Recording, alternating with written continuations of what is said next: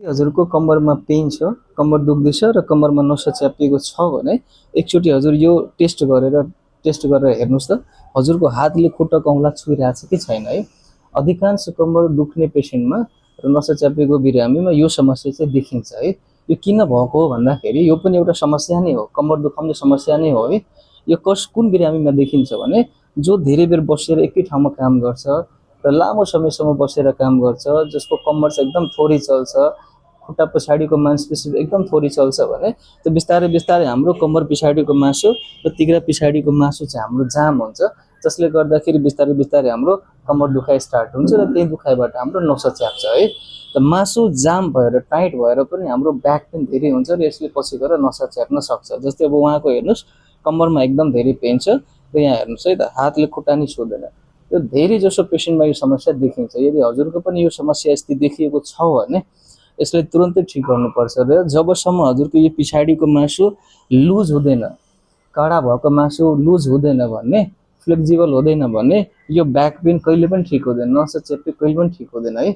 अब यो हातले हजुरको खुट्टाको औँला छुवाउन यो पछाडिको मासुलाई हामीले एकदम लुज गर्नुपर्छ। अब यस्तो लुज गर्नको लागि हामीले कस्तो कस्तो एक्सर्साइज गर्ने, कुन व्यायाम गरेर हामी पछाडिको मासु खुलाउने हो भनेर त्यसको लागि म हजुरलाई दुईटा व्यायाम सिकाउँछु है। हेर्नुहोस् है त पछाडिको यो भागको मासुलाई हामी कसरी लुज गर्ने त्यो फर्स्ट एक्सर्साइज हेर्नुहोस् है। यसरी उतानो भएर सुत्नु, सुतेर के गर्नु, मानौ अब हामीले दाहिने साइडको गर्नु छ भने देब्रे खुट्टा के गर्नु तलतिर थिचिराख्नु यसरी, अनि एउटा सानो टवेल लिनु, अनि दाहिने भागको पैताला पछाडि टवेल राख्नु, अनि टाउको तल राख्नु, अनि यो खुट्टाले यसरी सिधा गर्नु, अनि हातले यो पन्जालाई भित्रपट्टि तान्नु, अनि 1 देखि लिएर 15 सेकेन्डसम्म रोकिराख्नुहोस् है। 1 देखि लिएर 15 सेकेन्डसम्म काउन्ट गर्नु, 1 2 3 4 5 6 7 8 9 10 11 12 13 14 15, अनि त्यस पछाडि छोड्नुहोस् है। यसरी गरेर यो 5 देखि 7 चोटिसम्म गर्नु बिहान र बेलुका है त। यो हाम्रो भयो दाहिने खुट्टाको लागि। अब हामी देब्रे गर्दाखेरि यो चाहिँ देब्रेमा राख्नु यसरी, अनि दाहिने खुट्टा चाहिँ तलतिर थिचिराख्नु, दाहिने खुट्टा चाहिँ उठ्नु भएन है। अनि त्यस पछाडि देब्रे खुट्टाले यसरी सिधा राखेर हातले यसरी तान्नु, अनि तानेर 1 देखि 10 सेकेन्ड रोक्नु, अनि रोकेर अनि 1 देखि 15 सेकेन्डसम्म रोक्नु, अनि त्यस पछाडि छोड्नुहोस्।